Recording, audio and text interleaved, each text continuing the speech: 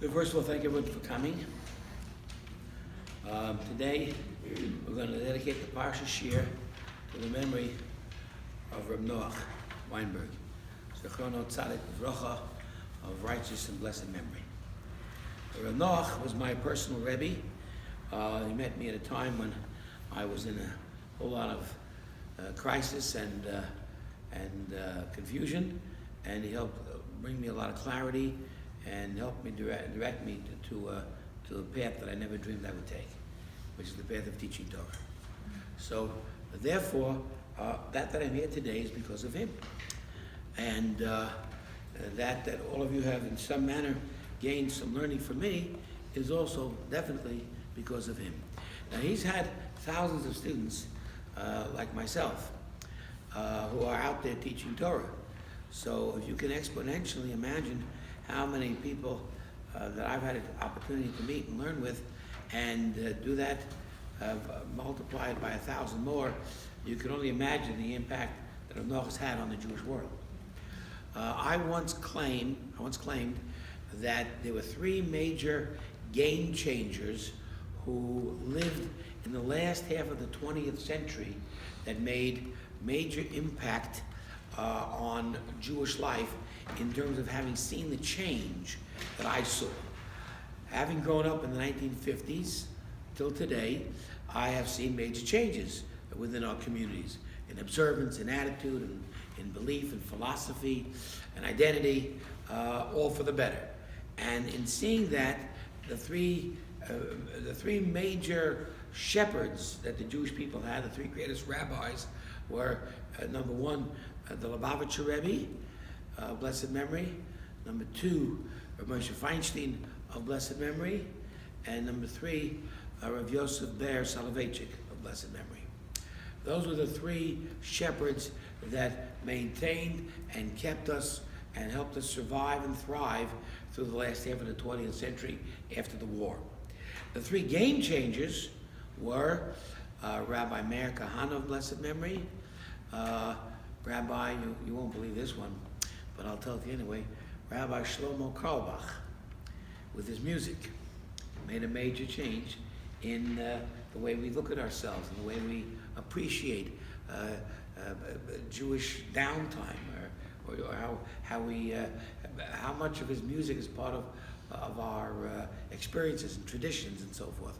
Rabbi Kahana, of course, with his very strong attitude towards Jewish pride and identity, also has made a change in the sense that I can see how people think about, how Jews think about themselves, and how we behave within our attitudes and so forth, and how we think about it, and think about observance.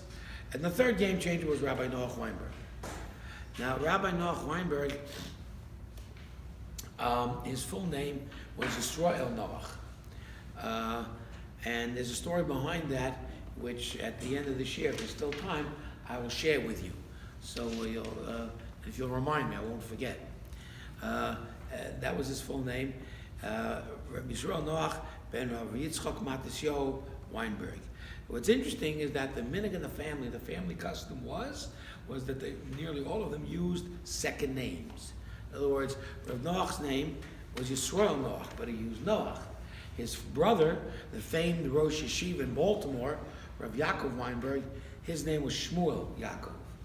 And his father, the famous Slonimer dynasty of Slonim, of the Hasidic dynasty, was known as Yitzchak Matisyahu.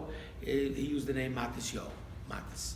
So that was the family custom, and if there's a story behind it, maybe I'll tell it at the end. What I wanted to share is that, of course, this is the yard site. The yard actually is Friday night Shabbos, tomorrow night, and the yard site is about nearly 10 years old, I believe. And yeah, it's about 10. And I will tell you that when I heard the news of Rebbe's passing, I tore my jacket as if my father had passed. He was my spiritual father, which I wrote in an article that he was a great compliment to my biological father. In fact, they knew each other, they met, and And there was I guess Rabbi Noach did get a whole new impression of me after he met my father. So this was a certain sense of the strength of connection that I had with Rabbi Noach. My personal odyssey and story is of another time, and there's articles written that you can find on it, including my personal memories at the time of his passing, and also the week that I spent with him in complete intensive study. That week, which was in Netanya, was able to transform itself into my moving to Yerushalayim, where I became literally a neighbor. I got an apartment across the street from where Noach lived, and I was literally a ben bayit, I lived nearly in his home. I was nearly there every Shabbos. I was a young bacher. I wasn't married, and obviously, when my parents were back in the United States, I had no place to go. I wasn't going to start learning at 18 how to cook, so Rabbi Noach's Rebbitzin took care of me for most of my Shabbos. I did go elsewhere, but that was my main home base. Friday night at Rabbi Noach's was particularly interesting because he liked to go to a Hasidic place to daven the first half of the davening, which you can hear a lot of songs and a lot of singing, even though he himself was not a singer at all. And after we did that, he would like to go to the Lithuanian Yeshiva Hebron, where he would hear a ethical talk on the Parsha from the great Rosh Yeshiva, Rav Chatzkel Sarna, of blessed memory. And that was and that brought us back home to Rabbi Noach's home, and where the Rebbitzin, should live and be well, took care of me quite well as a surrogate mommy nearly, and was able to also be a part of my development and growth. And so today's Parsha, today's Shir, is going to be dedicated to the message of the 48 ways. The 48 ways, as I write in the first paragraph here, did not exist at the time that I was studying under Rabbi Noach. Now, what do you mean it didn't exist? Of course, it existed. If you look at the third paragraph, it says, I had known, of course, about the 48 ways to acquire Torah, and I'd seen the listing of it in the Mishnah of Pirkei Avot. In the Mishnah of Pirkei Avot, that's the Ethics of the Fathers, chapter 6, Mishnah 6, paragraph 6, you will find the Mishnah says, great is Torah, greater than priesthood, and greater than even kingship, because they all have different amounts of qualities that you need to achieve to gain them, to become a king or become a priest, a kohen. But to become a ben Torah, to become a scholar, and become great in learning, requires 48 ways. So I knew about it. I read it. And if you look at the third paragraph, it says, however, like most yeshiva students, I gave little attention to it, never realizing how these directives could improve my learning or the quality of my life. Most yeshiva students devoted the bulk of their time to the study of Gemara and gave little thought to direction and methodology, or to the personality qualities necessary to increase diligence, attention, and motivation. And most of us never really paid much attention to it. Oh yeah, it's 48 ways to acquire Torah. Very nice. Read it through, maybe translate a little bit, and you were done. There was no real in-depth study of it.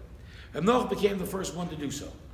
In so doing, he has been followed by at least a dozen other scholars who have done the same and have given their interpretations to the 48 ways.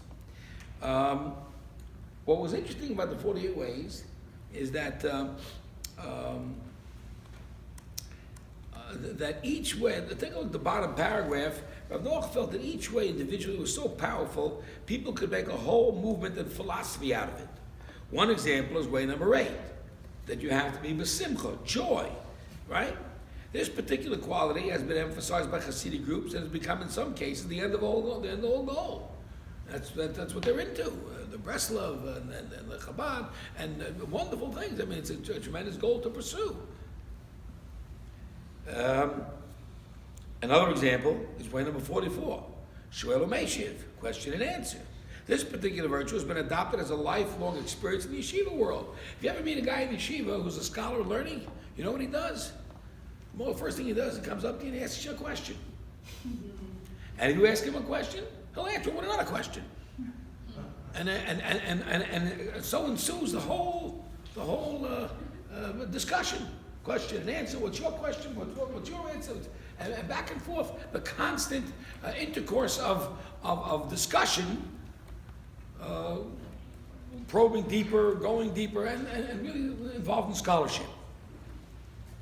Another example is way number 9, Tahara, purity of thought. This idea of clearing the mind and focusing has become a new religion called transcendental meditation. What it is. However, look at the bottom. The Mishnah stipulation that Torah needs all 48 ways indicates that Judaism is all of the above and a whole lot more.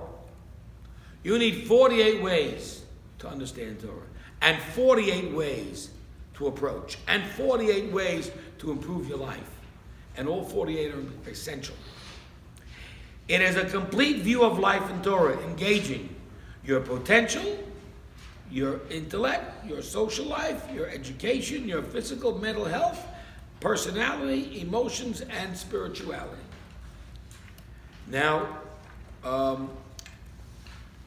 ask everyone to take this home and read it, and hopefully get a perspective or analysis of what Rabbi Noach did to it. Rabbi Noach took each one individually and also taught them collectively. In taking each one individually, let me give that to Joni. Thanks. In taking each one individually, what Rabbi Noach did is he taught one lesson one way every day for an hour and a half. Can you speak an hour and a half on simcha, on joy, or questioning and answering? Rabbi Noach could. But Rabbi Noach, speaking on it, said, this is what it is. This is how you do it. This is why it's important. Now let me show you how you can do it too. And he would give out exercises, mental exercises, questions, homework assignments, where the students would have to see how they could become more inquisitive if it was Shoel U'Meshiv, or more happy if it was Simcha. And this is how he brought the 48 ways to a whole new level. If you take a look at paragraph 4, it says, Rav Noach took the 48 ways to another level. Torah is Eitz Chaim, the tree of life. We all know that. Therefore, by implication, these ways of Torah can also be used to develop direction in life. Rav Noach, ever the student of life, working on himself constantly to improve his character, used and understood the 48 ways to maximize his own personal potential for human growth and Torah learning. Rav Noach also believed that the essence of human existence was wisdom, the distinction between the man and the animal. Hence, the 48 ways to Torah became the 48 ways to life, ultimately becoming the 48 ways to wisdom. And that's how you have today the 48 ways to wisdom. The classes were taped. They're available on the computer and on various CDs, I'm sure. The original manuscripts were involving a lot of note-taking. I didn't get a chance to hear all of them. I was just there for a summer. But I'll tell you this. The first time that I was there visiting, the yeshiva was about now 2 years old. In fact, in paragraph 2 it says, when I visited Yerushalayim in the summer of 1975, Rav Noach had already established Eish Torah, which he hadn't in my time. That was 10 years ago, 10 years earlier. But by 1975, he started Eish Torah and was located in the Old City. I visited the yeshiva. I was fascinated by the way the program for potential Baalei Teshuva was conducted. Numerous Rebbeim were teaching beginners classes. Others were teaching more advanced classes. The feature of the program was Rav Noach's 9 a.m. shir in the 48 ways till 10:30 in the morning.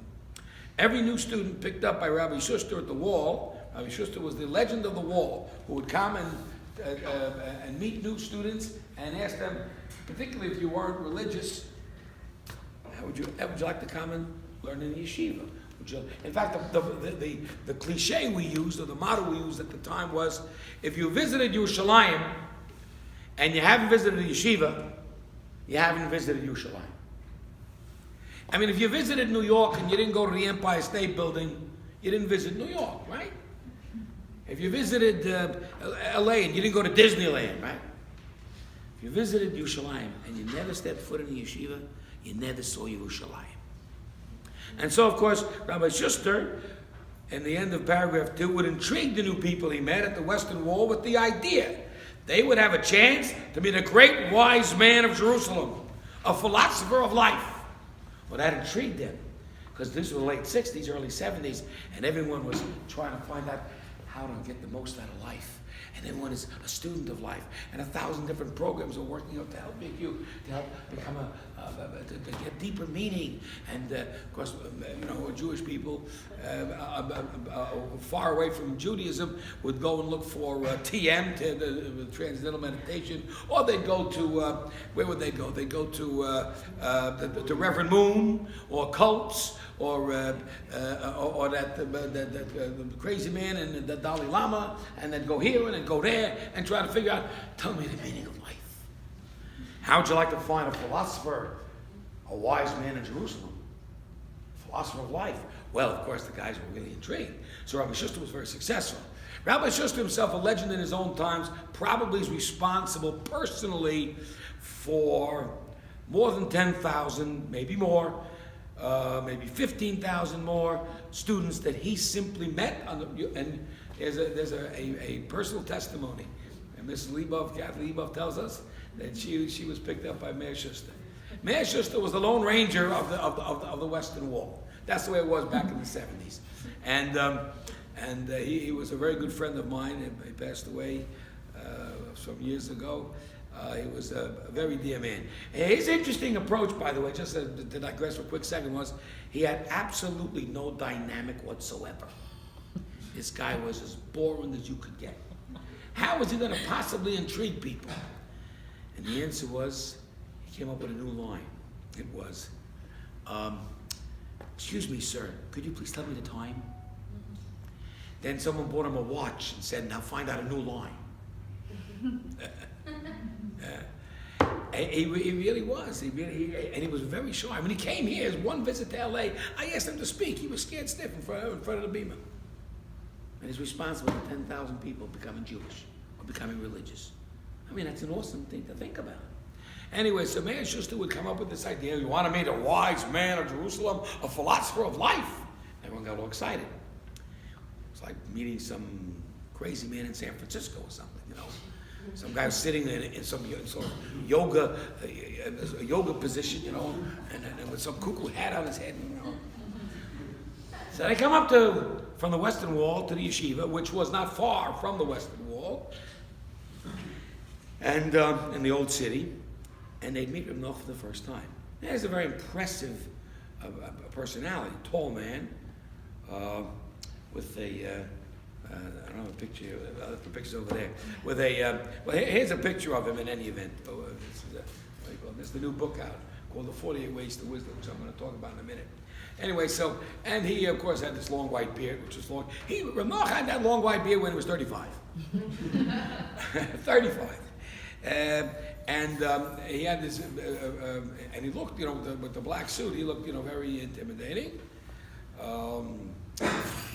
Maybe didn't look very philosophical. Most of us black-suited guys are probably accused of being extremely dogmatic rather than philosophical. And he'd open his mouth and greet the fellows with a thick New York accent, which indicated he was one of the boys, but he'll teach you a little bit about life. One guy told him, Noach, I spent 2 years in Harvard Religion School, Harvard School of Divinity. And I learned about a month's worth of wisdom. I spent a month here, and I learned 2 weeks worth of wisdom. You would think Rabbi Noach would be pleased with such a compliment. He says, that's because you didn't pay attention the other 2 weeks. Fact of the matter is Rabbi Noach would begin with the 48 ways, and he'd break down the barriers and get them to understand the depth of the philosophy of what the Jewish people are all about. And the reason I gave this out, and I'd like you to read this on your own when you get home, is if there's anyone that's really, I used to teach this regularly. Maybe Kathy remembers in the early days, maybe you remember Veronica in the early, Shoshana in the early days. I used to teach this, I bet you, Tali also remembers. I taught this, Bernie for sure remembers. The teaching the 48 ways. That was my staple. I mean, and I did a lot of work, a lot of research on it, from Rabbi Noach. Anyway, the first time I was in Yerushalayim to visit the yeshiva, so I visited Rabbi Noach, and I said to him, would you mind if I sat in on your shiur? And he said, Tzvi, you don't want to sit on this shiur, it's for beginners. It's not for you. You're an accomplished learning. You're teaching yourself. I said, Rebbe, I'd like to enjoy hearing you once. And I sat down and listened to the class. And the class was amazing. Absolutely spellbinding. And Rabbi Noach was, in my opinion, the greatest educator I ever saw in my whole life. And I've had, Baruch Hashem, many teachers whom I all love and revere. Finally, at the end of the class, I walked up to Rabbi Noach, and I instinctively, put my hand up and stroked his beard, and I said, Rebbe, you are a genius. At that point, he laughed, and that was the end of the conversation. But instinctively, I just felt, you're wondrous, you're amazing. And this is just a taste of our relationship, which was a whole lot different, a whole lot incredibly stronger in the early days when I was a bacher and I was with him nearly all the time. In any event, we're focusing on the 48 ways. If anyone's interested to start a class, again, if you read this through and you want to, we'll put out some feelers and we'll get a day and we'll do it. In the meantime, if you're interested, this book is available. It doesn't completely capture Noach, but it's available in all the bookstores. It's great. I've reviewed it. For the most part, it's pretty great. Yeah. Yes, there is. Yes, there is something bivrit in Hebrew on the 48 ways as well. But actually, Rabbi Noach came up with a bunch of other things too. In years later, as he began to develop his research into life and into things, he went into what he came up with the 5 levels of pleasure. He came up with that because of an opening statement in the book called Mesilat Yesharim, The Path of the Just. In fact, Avigai, would you do me a favor? On the counter, I probably left the other copy of the other book and the magazines. Bring them. Yeah, I want to show you the other book that he put out, and I will show you this particular lesson I wanted to teach you. He gave a lot of study, a lot of research into the first chapter of the Mesilat Yesharim, The Path of the Just, by the Ramchal, the great famous Kabbalist, Ramon Shachar Nutzato. Many of you may have heard of The Path of the Just, many of you have studied it already.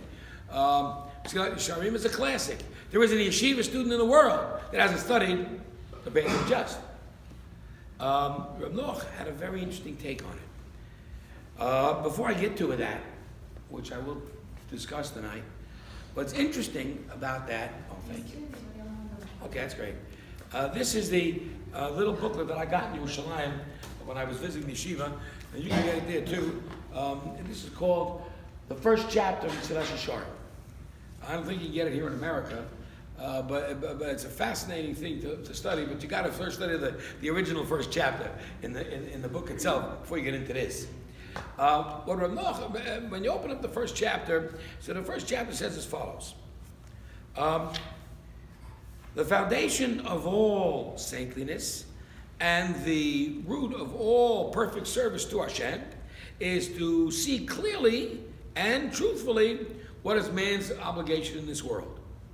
So Noach took it this way, and he said to everyone, this was his opening line to every single non-religious student. He would say, what are you living for? That's a simple way of saying, what's your obligation in this world? Ramchal says it in a more sophisticated way. Rabbi Noach looked at it and said, what are you living for? Hamna, I don't know. What am I living for? So Noach said, you go to college? He said, sure, I go to college. Okay, why are you going to college? I don't know, to get an education. What an education for? Well, I need to get a degree. What do you need a degree for? Well, I need to get a good job. What do you need to get a good job for? Well, I need to make a living. What do you need to make a living for? I gotta eat. What do I gotta eat for? I gotta live. What are you living for? To go to college? To go to college. Going through all the motions to live, and I don't know what it's for. I don't know what it's about. What am I living for? And that was Rabbi Noach's first take on the teachings of the Ramchal. And then he went further and he said, what is Ramchal's answer? Ramchal's answer is, you should place your entire efforts, your vision, your dreams, and that you will do all your life, and is what Chazal teach us. What is that? That man was not created except to have pleasure from Hashem and to enjoy the presence of the divine presence of the Shekhinah. So Noach get into pleasure, big time pleasure. First thing he taught is that pleasure, which is a very important thing to have, because the Ramchal says you should have pleasure, is opposite from comfort. People seek comfort, and that's not pleasure, that's just comfort. Pleasure is pain. How does he say that? Well, it's very simple. I want to have the thrill of going on a roller coaster. Now that, friends, is a lot of pain. Ha, hoo, ha, ha. At the end, what a pleasure. Whoa. Now a man wants someday to become wealthy, so he decides to go into medicine. And he burns the midnight oil, studying hard in medical school, staying up 24 hours when he's on the ER, on call, right? And he knocks his brains out. And all of a sudden now, as an accomplished doctor with an accomplished practice, he's living in a 5-bedroom home out in the rolling hills of Encino, south of the boulevard. He's doing well. How'd he get there? Through pain. The other guys, they didn't stay up all night learning or studying. So what did? They partied and got nowhere, and today they're broke. And they can't even pay their rent. Pleasure is pain. Pleasure is work at it. Get it. But you have to be prepared to put out for it. In teaching this, Rabbi Noach came up with the 5 levels of pleasure. It's an extraordinary and fascinating lesson, not for tonight. But if you want to find out about it, go on computer, and it's a tremendous, tremendous thing to learn.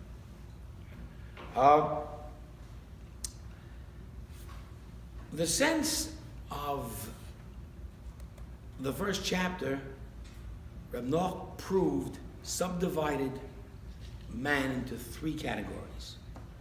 And we'll talk about that in just a moment. Now I want to get a little bit into the Parsha.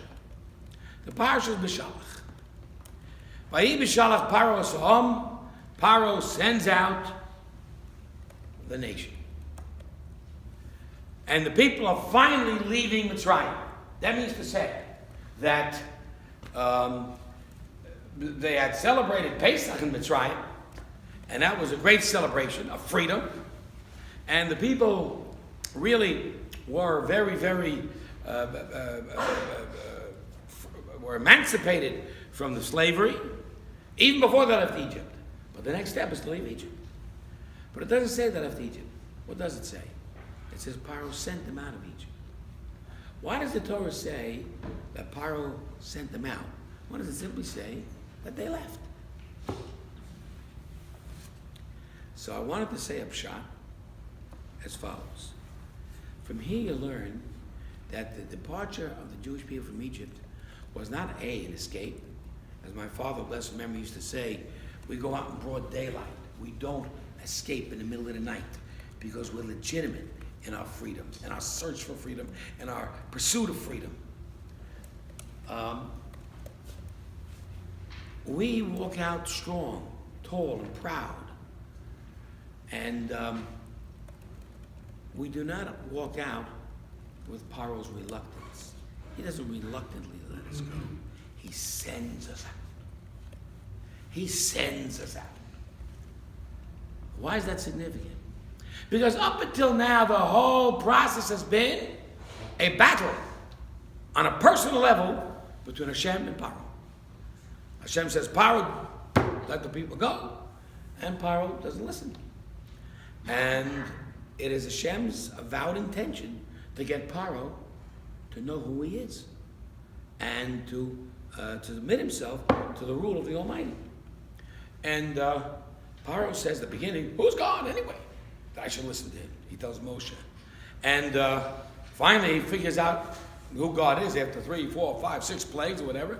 And he's getting hurt here and there. And finally, not only does he let him go, of course, at the 8th plague, as we learned last week, the servants of Paro came to Paro and Mitzrayim and said, let him go. They're killing us. We've already suffered 8 plagues, 7 plagues, and 8th one coming. We're in big trouble here. This is terrible. And Egypt is lost. I imagine maybe they tried some plots of assassination against Paro even. But Paro's stubborn again. But finally Paro does let him go, but he doesn't let him go. He sends them out. From here we learn a great lesson. When you want to impress somebody with a piece of information, when you want to convince someone of your truth, when you want to inspire or inform or let people or get people to do what you want them to do, because you believe so strongly in it, you got to find a way to persuade him, to influence him to the extent where he does it because he wants to and not because you told him to. I want to make a person religious.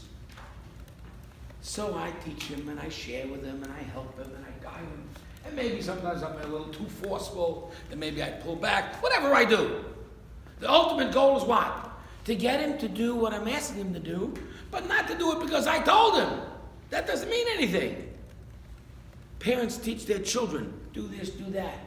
For what purpose? So that the children will be able to absorb the information and do it on their own.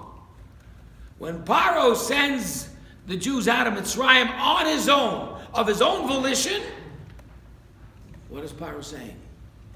God, you were right. I was wrong. And that is the greatest thing you can do as a parent for your children. Get them to understand from their own perspective that you're right. That's the greatest thing you can do to help a fellow Jew.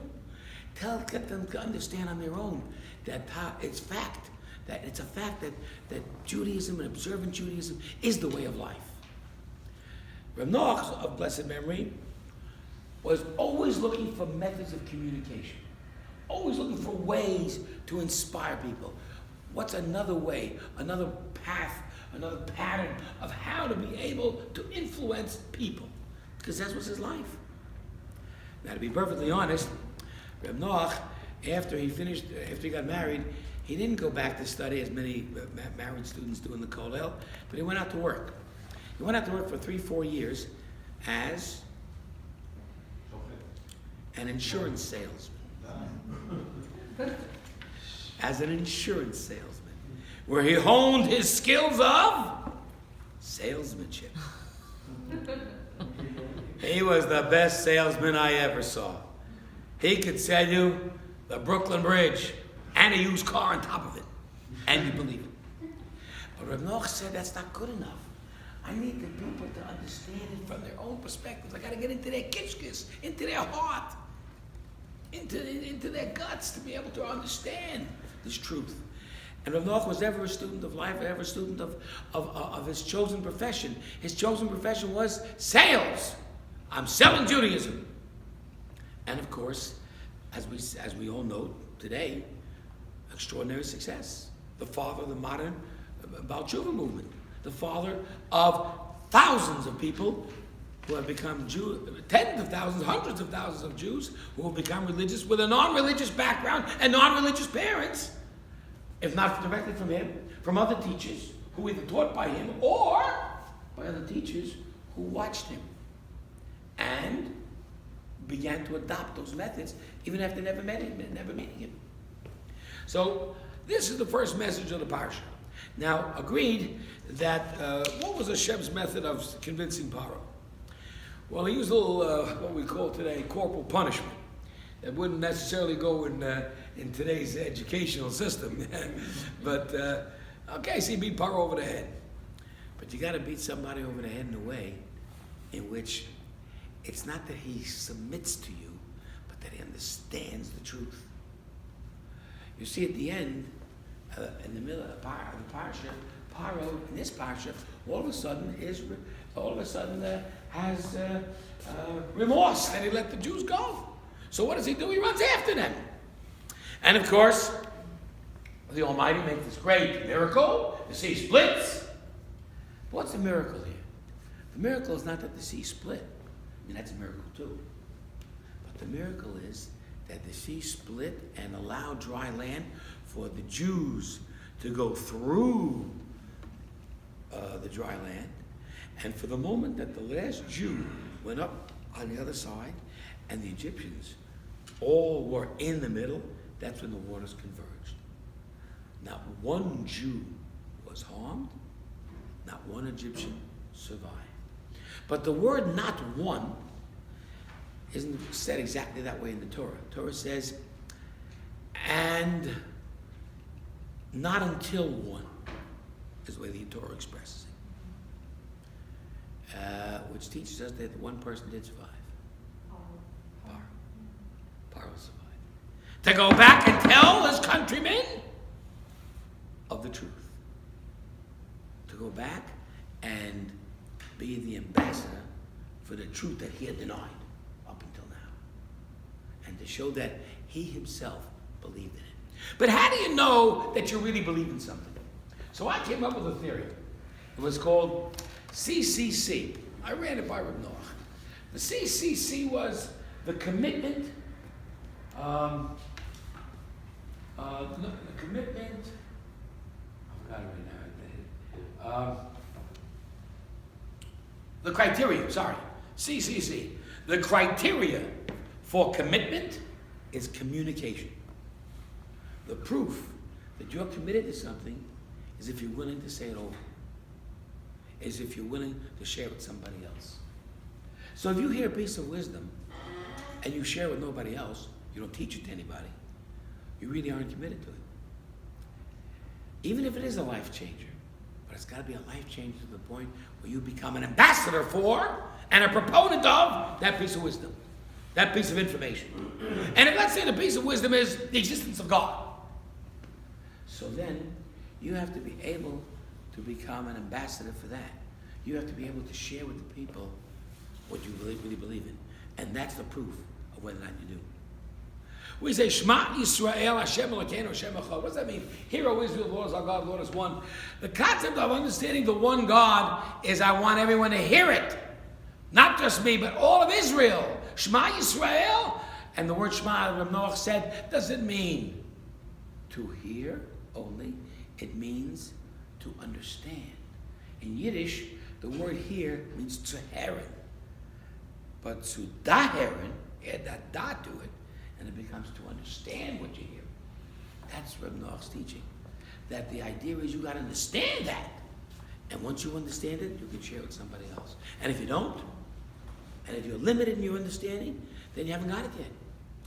To work on the concept of that true belief and to work on yourself to truly adopt that and absorb that into your being is a lifetime of work. It's a lifetime of work.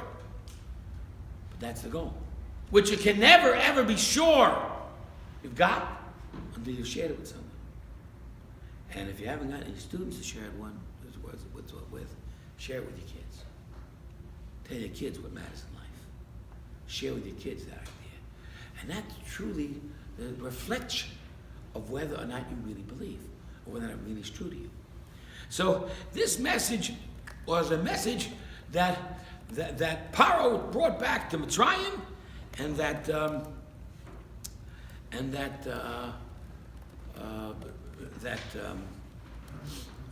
Paro convinced the people that Hashem convinced him, which was important to Rabbi Noach in terms of learning how to convince people. One more point on the Parsha is the question as follows, the question I raised some years ago. At the beginning of the Parsha, the Torah says that the Jewish people are traveling, but the shorter path was abandoned by Hashem. Hashem did not want the people to go to the shorter path, but rather the longer route. Because the shorter path was near the land of the Plishtim. In the land of the Plishtim were warlike people. And the people might see a war and get frightened and go back. We understand the people had just been freed from Egypt. They had a slave mentality. They were still afraid of themselves and their own shadows. They would see something like that, they'd run back to Mitzrayim. Funny thing is, at the end of the Parsha, it gets worse. But there Hashem doesn't change them onto a different path. They meet up with Amalek. And there they don't just see a milchama, they don't just see a war, they fight it. They're attacked. And how come Hashem is not worried there for the protection of Israel, that they might get scared and run back? If in fact they would get frightened by the Plishtim, just by watching the war, then for sure they would get frightened if they're attacked by Amalek. Why did Hashem change the route over there? So I suggested the answer was that it's the difference between the beginning of the Parsha and the end of the Parsha is what happens in the middle. What happened in the middle? Better. The key to the beginning of the Parsha, the key to the middle of the Parsha, the real middle of it is the middle of the scene. A different thing happened to the Jewish people once they went through the splitting of the sea. Once they went through the Yam Suf and they saw Mitzrayim dead on the water, they began to get a whole new sense of their own identity, a whole new sense of their own, of the protection they were enjoying from Hashem, the preferential treatment they were enjoying from Hashem, and they began a sense that, a confidence that they had not held before. How do we know this? Because the fact is that what's the most significant part of the Parsha? So you want to say the Yam. But not just the Yam. The Shirata Yam. Big difference. It's not just the splitting of the sea that was extraordinary or awesome. What was awesome was the response of the Jewish people. And what was their response? Simultaneously and instantaneously.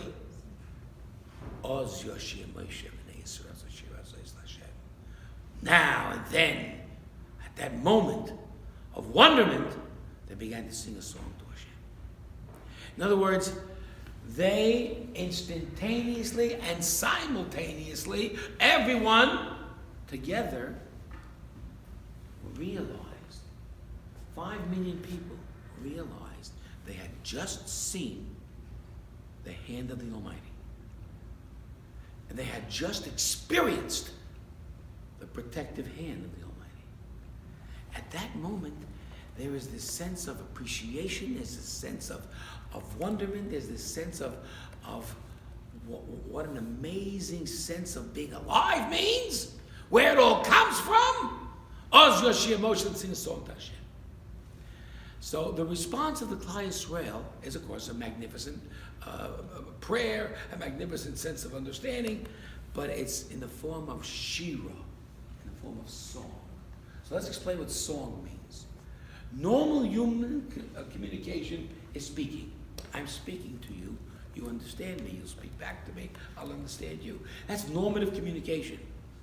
When you start to sing, you're already climbing the spheres outside of the normal existence We're no longer, it's as if you start singing the song and you start to elevate, so to speak, and your feet are no longer on the ground. You're beginning to touch upper worlds, beginning to touch spiritual spheres that are beyond the normal human physical experience.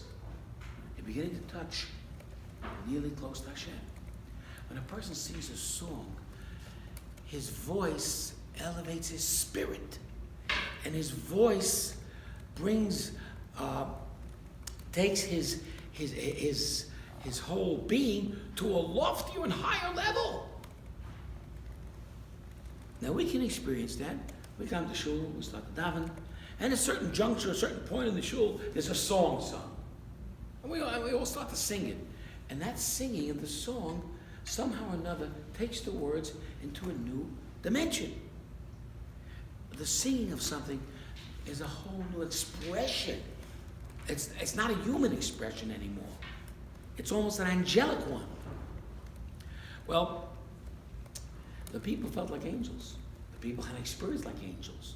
The people felt they were really not in this world anymore. And they had this thing that they could sing, not prepared, not taught, but simultaneously, instantaneously, and instinctively on their own. A song of Shir Hashem. To be true, there is a mitzvah in the Torah called write a Sefer Torah.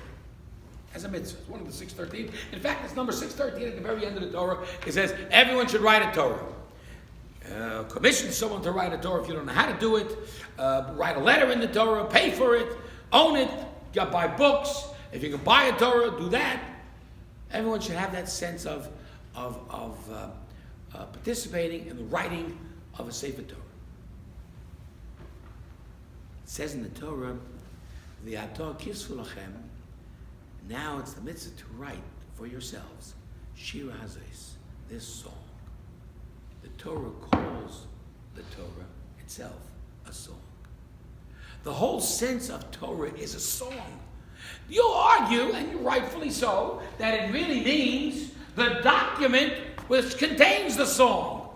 The song in this parsha, and other songs. And you're right. But what it does is he transforms the entire Torah from the beginning of creation to the death of Moses as one whole big song.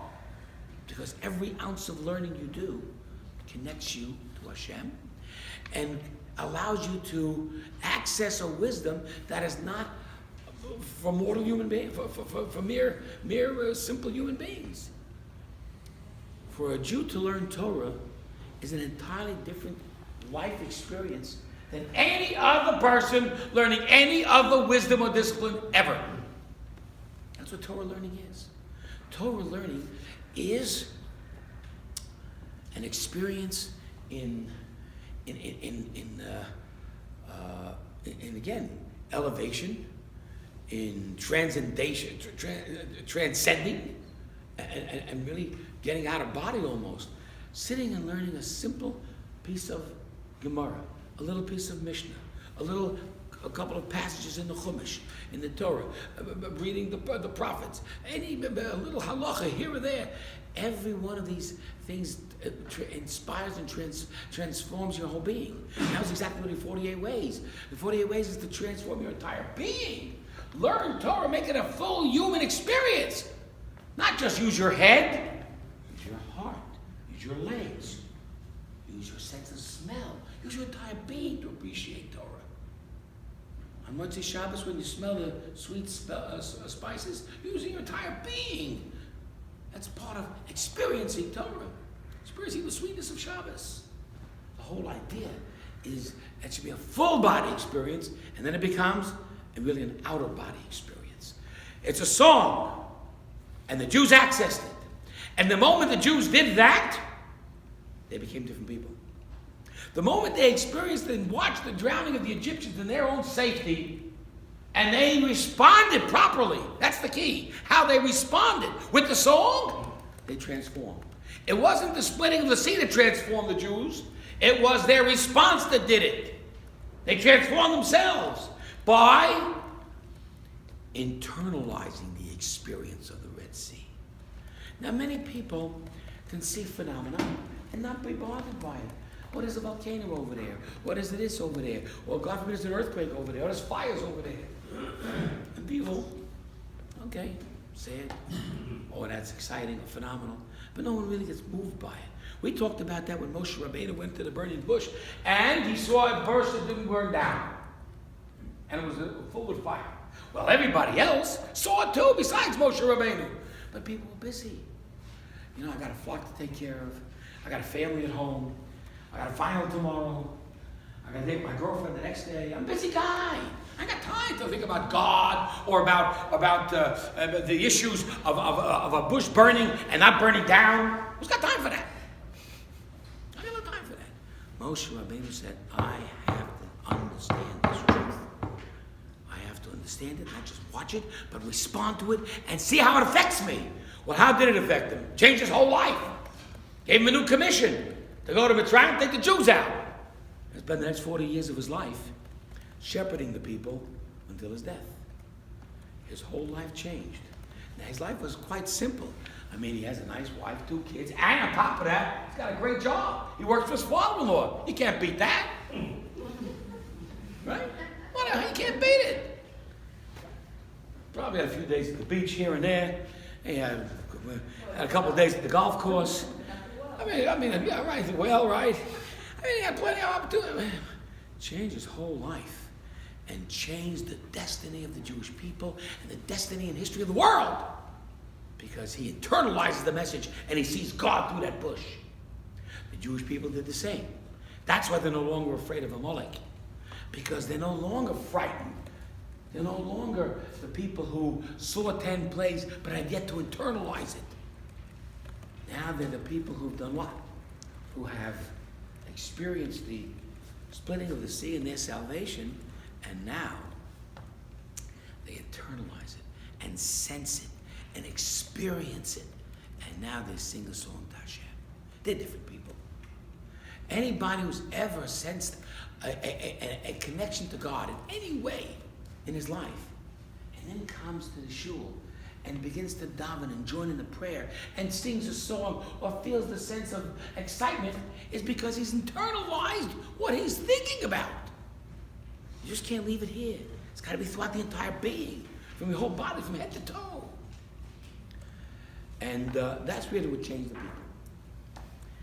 I wanted to add one last thought, and that's the thought that the Shira is the Torah. What does that mean? That means to say that when you're experiencing the song, you're experiencing the Torah. When you're experiencing the Torah, you're experiencing the song. If you sit down tonight and spend 10 minutes with a good book of learning, not some dumb book, but something really beautiful of learning about Hashem, and you do so before you go to bed, and you make a practice of that every single night, you will feel and internalize yourself as a different person. Rabbi Noach used to say that learning Torah was the most exciting and totally encompassing experience. So if you look at what I wrote over here on the second page,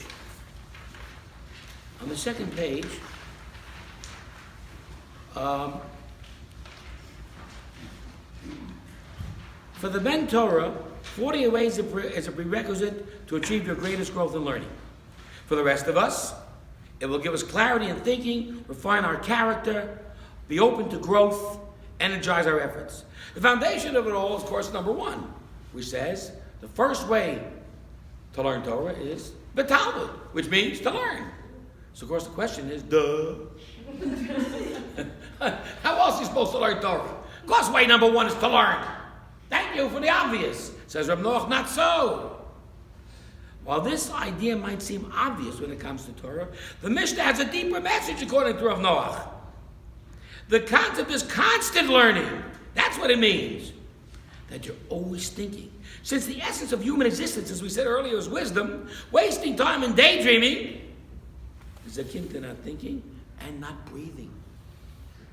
If you're not learning, you're not learning an experience or understanding something or assimilating into your being, a person is going to teach you any piece of wisdom. a secular piece. Pay attention, and you will transform, and you grow. Daydream, and that piece of message or piece of information is gone for you forever, and you'll never know it. And so, you find yourself sometimes at a lecture, maybe the lecture's a little boring, you find yourself daydreaming, but wait a second, the topic's important. I know the speaker's not so hot, but wait a second. The content is good anyway. I gotta pay attention, I gotta fight it. And I'm so tired, and I'm so preoccupied, and I got 15 messages in the middle of the speech, right? But wait a second, all that doesn't matter. I need to know that piece of information. Because you know why? Because you know what he's teaching? He's teaching you how to invest in the right stocks, and you're going to become wealthy because of what he has to say. Pay attention! Or he is also teaching you how to love God, and that you should pay attention to as well. The point is that don't fall prey to the laziness, to the comfort of daydreaming. But assume the pain that it takes to think and to focus and to concentrate, because the information is so overwhelmingly important. A whole new concept of thinking. Without an open mind, without honest thought, a person is simply not alive. That was Rabbi Noach's teaching. And so I wanted to say that what changed the Jewish people was the splitting of the sea, the internalization of the message, the sense of God, the song that was raised, and the concept that we can do this forever every time we learn Torah. Rabbi Noach said the following. In the first chapter of the Ramchal, the Mesilas Yesharim, he divides and he shows that the master Lutzato is speaking to three different people. The first person he's speaking to is the person who has adopted and realized the truth. And the truth is that you do have to keep mitzvahs if you want to get to the goal. What is the goal? The goal is not this world. The goal is the world of my the world to come. Now, if you want to get there, you got to do mitzvahs. So the first man that Ramchal talks to, as Rabbi Noach explains it, and he shows you in the pages in the first chapter where he veers off into the second man and where he veers off into the third. If you want to do the right thing, live a good life, keep the mitzvahs, follow the path of the Torah, you'll go to Olam Haba. Rabbi Noach says, this man is living with the truth, but he's living simply. He's a simple man, just basic. I mean, just do the right thing. How dynamic is that? How demanding is that? How intellectually compelling is that?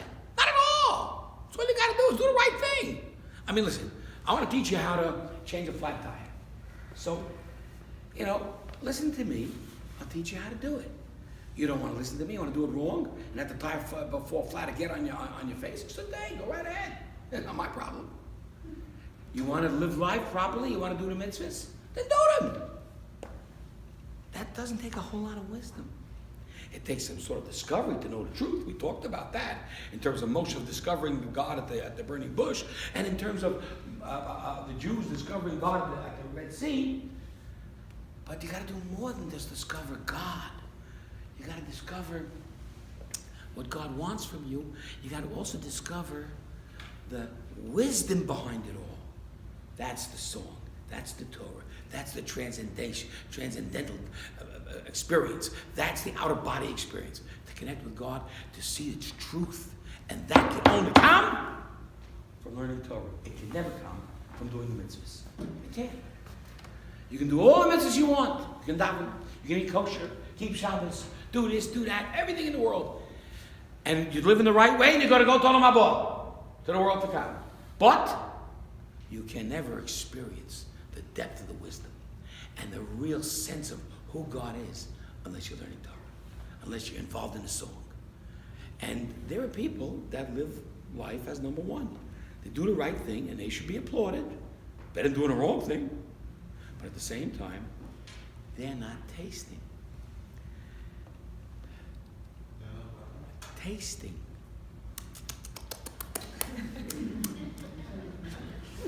You had a taste, right? Now, we're going to go to Orange Delight, and we're going to order a burger. Now some people just take it and put it down. There are people that are bolea ochel. What does that mean? They swallow it down. I'm hungry, I gotta swallow it. They don't bother to taste it. Eat it slowly. Deliciously. Every bite, the schmack, sweet. That's what it's all about. That's Torah. Torah is every bite is a taste, a flavor, a joy. Mitzvahs by themselves lack taste. Even if they're right, and even if they're good, they lack taste if you don't understand the depth of wisdom behind it. Am I saying the right thing? Yeah. Okay. Check with Elena to get it if I get it right. With Rachel to get it right. So let's understand. One person keeps Shabbos, another person keeps Shabbos. The person who keeps Shabbos with a sense of understanding, learning, wisdom, appreciation. That's an exhilarating Shabbos. The other person who keeps Shabbos without it keeps the rules, and he's bored silly. And he can't even experience the beauty and the joy of it. Rabbi Noach used to say in frustration, he would say, you're being religious anyway. For God's sake, enjoy it. Why would you do something you don't enjoy? You got to do it anyway. You got to do the right thing anyway, aren't you? And that's why that second man was the man that was discovered at the Red Sea. The Jews discovered themselves as the second man at the Red Sea. The man who says, there's more to life than just doing the right thing. There's the life of experiencing closeness to Hashem. Rabbi Noach called that, and I think he got the word from the Tzat of the Ramchal, called it the Veikut. The Veikut. What is the Veikut? Lidabek. To cling to Hashem. That's what I said. Well, wait a minute, guy needs a hearing aid back there. Oh, it's hard, okay. Okay. In Yiddish, it's dvekus. In Hebrew, it's dvekut. Okay. Now we got it right according to all opinions. But it's the same thing. Clinging to being close to Hashem. A mitzvah doer isn't necessarily close to Hashem. He does the right thing. His goal will be achieved. He'll live a life in which he secures all of Abba, but he'll never really experience, taste the flavor, and enjoy it. Me, I go buy an ice cream, I enjoy every bite. Every single bite. Shabbos, every single delicious moment is like a taste of ice cream. That's what you have to feel. And that's the second man. And that's what the Jewish people became at Har Sinai. Said Rabbi Noach, if my children will keep mitzvahs and be from, I will be very happy and delighted. But if they don't learn Torah, I will not support them. I appreciate them, I value them, I will encourage them, support them on an emotional level. But to get any financial support from me, not a dime. If they're not learning Torah, not a dime. When my children are involved and engaged in learning and in growth, and they're people that are ascending towards higher levels of perception, they got my full support. And then Rabbi Noach turned around and he said, there's man number 3. And that's where nobody knew where he was going. And nobody understood who could be man number 3, who could be greater than man number 2. What does man number 2 do? All day he's learning, he's growing, he's achieving, he's experiencing, he's doing the right thing, he's living the right way. What more is there? Anybody want to guess who man number 3 is? Who is he? Well, yeah, not some specific guy. I mean, Rabbi Noach, we'll say Rabbi Noach was man number 3. Okay, I agree. But I'm looking for a definition. What was in Rabbi Noach that made him man number 3? That's right. That's a piece of wisdom. Someone who shares that information. Someone who shares that information finds out, you know what? This world can be even greater than the world to come. Think of that. That you can experience a closest to Hashem in this world even greater than in the world to come. Because when you begin to teach and to share and to help the world change, how do you make a world change? How do you contribute to tikkun olam, to making the world better? By helping people learn closer and more about Hashem. Helping people know more about the truth. Share the truth. Share the wealth. When you do that, says Rabbi Noach, and that's why he demanded of the students, it's not enough just to sit and learn. You gotta do more. You gotta get out there. You gotta share, you gotta teach. At that time, you're doing something even greater. What is it called in Hebrew? It's called Kiddush Hashem. To make God's name holy, revered, and beloved in the world. And that is the greatest level you can achieve. So much so that you're going through Olam Haba in the world to come right here. And he proved that thought by a Mishnah. What's the Mishnah say? The Mishnah says, I look it up in Pirkei Avot, the Ethics of the Fathers. Mishnah says, beautiful is the world to come. More beautiful in 1 hour of the world to come than all of this world. But then the Mishnah adds, but if you have 1 hour of sharing Torah and mitzvahs in this world, it is greater than all of the world to come. That's mind-boggling. That's mind-boggling. I don't have to go and die to get to the world to come. Every time I teach Torah, I'm there. It says Rabbi Noach, you don't have to die for what you believe in. You have to live for what you believe in. Living for what you believe in means that I dedicate my entire life to it. That's what giving your life is. That's Mesiras Nefesh. Giving of your soul, giving of your body, giving of your being. That's the whole idea. And that's a whole separate lesson for which we don't have time for now. But it's an extraordinary lesson in Rabbi Noach's sense of mission. He lived the life, of course, that he preached. And in so doing, he begged his students and his Talmidim to do the same. He asked them to become teachers, rebbeim, sharers, and spread the message and spread the wealth. That's what he begged of us.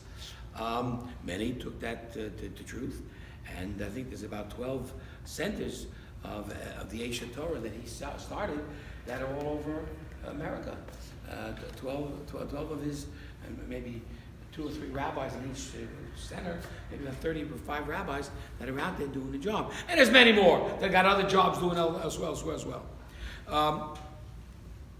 But I think the key to the message of Rabbi Noach of blessed memory was that he lived this life, his life making an impact that is felt to this day, and anybody who's in the know knows that the reason we have a Torah growth in our world today is largely due to him. Imagine a man lives his life in total dedication, with no regard for self, and in so doing, the impact is so incredible, and so overwhelming, and so ever changing. And then you get a perspective of what one human being can accomplish in this life, and then you find yourself with the challenge. I, as a human being, what can I accomplish?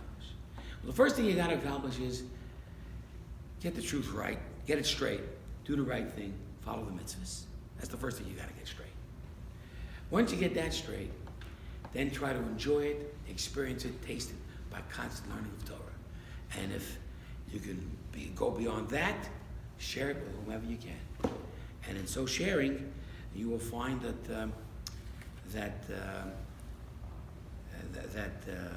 you will taste all of the world to come.